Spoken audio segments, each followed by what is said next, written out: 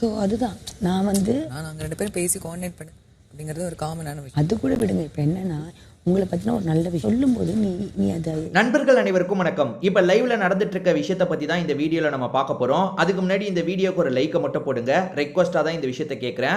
நிறைய லைக் வந்ததுன்னா இந்த வீடியோ இன்னும் கொஞ்சம் புஷ் ஆகிறதுக்கு ஹெல்ப்ஃபுல்லா இருக்கும். அதனால தயவு செஞ்சு லைக் போடாம இருக்கவங்க ஒரு லைக்கை மட்டும் போட்டு கண்டினியூ பண்ணுங்க. அதே மாதிரி சப்ஸ்கிரைப் பண்ணாம இருக்கவங்க நம்ம சேனலை சப்ஸ்கிரைப் பண்ணி வச்சுக்கோங்க. சின்ன சின்ன அப்டேட்ல இருந்து உடனே நம்ம சேனல்ல வீடியோவா வந்துடும். சரி, இப்போ என்ன விஷயம் நடக்குது பார்ப்போம். வெளியே குரூப்பா சேர்ந்து சிலர் பேசிட்டு இருக்காங்க. உள்ள உட்காந்து திவ்யா கனி பேசிட்டு இருக்காங்க. எந்த விஷயத்தை பத்தி பேசிட்டு இருக்காங்கன்னா சாண்ட்ரா விஷயத்தை பத்தி பேசுறாங்க. அதே மாதிரி கமருதீன் விஷயத்தை பத்தி பேசுறாங்க.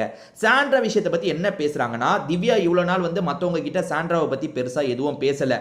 சாண்ட்ரா கிட்ட சண்டை ஏற்பட்டதுல இருந்து சாண்ட்ரா தான் திவ்யாவை பத்தி மத்தவங்க கிட்ட பார்வதி கிட்ட எல்லாம் பேசிட்டு இருக்காங்க. பட் திவ்யா அப்படி பேசாம இருந்தாங்க. இப்பதான் கனி கிட்ட பேசுறாங்க. ஆக்சுவலாக கனிக்கிட்ட என்ன சொல்கிறாங்கன்னா, அன்றைக்கி சாண்ட்ரா அப்செட்டாக இருந்தாங்க, நான் போய் என்ன ஏதுன்னு கேட்டேன், அதுக்கு என்கிட்ட ரொம்ப கோவப்பட்டுட்டாங்க. அப்படி கோவப்படும் போது என்ன சொன்னாங்கன்னா, இது என்னோட அப்பா இறந்த மாதம், என்னை கொஞ்சம் தனியாக விடு அப்படின்ற மாதிரிலாம் ரொம்ப கோவமாக பேசிட்டாங்க. நான் பிரஜின் அண்ணன் கிட்ட என்ன ஏதுன்ற மாதிரி பேசினேன். அப்போ பிரஜின் அண்ணன் என்ன சொல்கிறாருன்னா, ஜான்வரி தானே அப்பா இறந்தாரு, சரி என்னென்ன தெரில, நீ விடு, கொஞ்சம் அவளை ஃப்ரீயாக விடுன்ற மாதிரி பிரஜின் அண்ணன் சொல்லிட்டாரு. நான் இந்த விஷயத்தையும் திரும்பி சாண்ட்ரா கிட்ட கேட்டேன். அதாவது ஜான்வரி தானே உன்னோட அப்பா இறந்திருக்காரு, இது டிசம்பர் மாதம் தானே அப்படின்ற மாதிரி அவகிட்ட கேட்டேன். என் அப்பா இப்பயே படுத்த படுக்கை ஆயிட்டாரு, அதாவது டிசம்பர் மாசமே படுத்த படுக்கையா மாறி ஜனவரி மாசம் இறந்து போனாரு அப்படின்ற மாதிரி அவங்க சொல்லியிருக்காங்க போல. போய் தானே சொல்லியிருக்காங்க. ஏன்னா ஃபர்ஸ்டே நீ உடம்பு முடியாம இருந்த மாசம் போன்னு சொல்லியிருந்தா பரவாயில்ல. ஃபர்ஸ்ட் இறந்த மாசம்னு சொல்லிட்டு இப்படி மாத்தி மாத்தி பேசுறாங்க. அப்படி பேசுறது தாண்டி அப்பயும் நான் அவங்க கிட்ட பேசலாம்னு நினைச்சேன். ஆனா என்ன திட்டமிட்டு அவாய்ட் பண்றாங்க, வேணும்ட்டே அவாய்ட் பண்றாங்க.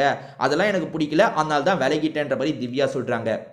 இதை தாண்டி கமருதீனை பற்றி பேசும்போது, அதாவது நேற்று நைட்டு இஷ்யூ வந்தது பார்த்தீங்களா, அதை பற்றி பேசும்போது என்ன சொல்கிறாங்கன்னா, நாளை பின்ன இதே கமருதீன் கூட சேர்ந்து ஒரு டாஸ்க் விளையாடனாலும் நான் விளையாட தான் செய்வேன், நான் அதெல்லாம் ரொம்பலாம் எடுத்துக்கல. பட் ஆனால் கமருதீன் வேணும்ட்டே இப்படி பண்ணிட்டு இருக்கான், என்கிட்ட மட்டும் ஓவராக பண்ணிட்டு இருக்கான் அப்படின்ற மாதிரிலாம் சொல்லிட்டு இருக்காங்க.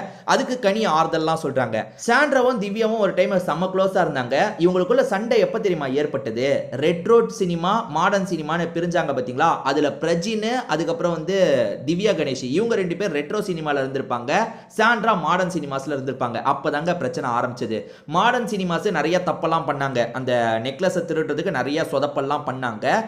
அந்த சொதப்பல் பண்ணதை பத்தி திவ்யா சொல்றாங்க. திவ்யாவும் சரி பிரஜினும் சரி, நீங்க தப்பு பண்ணீங்க, உங்க டீமை சேர்ந்தவங்க தப்பு பண்ணாங்கன்னு சாண்ட்ரா கிட்ட சொல்றாங்க. சாண்ட்ராவால ஏத்துக்க முடியல. இல்ல எங்க டீம் கரெக்டா தான் பண்ணாங்க, எங்க டீமை சேர்ந்தவங்களாம் யாரையும் காயப்படுத்தல, வேணும்ட்டே பண்ணல, அப்படி இப்படின்ற மாதிரி அந்த டீமுக்கு டிஃபெண்ட் பண்ணாங்க. எப்பவுமே சாண்ட்ரா என்ன நினைக்கிறாங்கன்னா, நம்ம பேசுறதுக்கு நம்ம ஹஸ்பண்ட் சப்போர்ட் பண்ணணும்னு நினைச்சாங்க.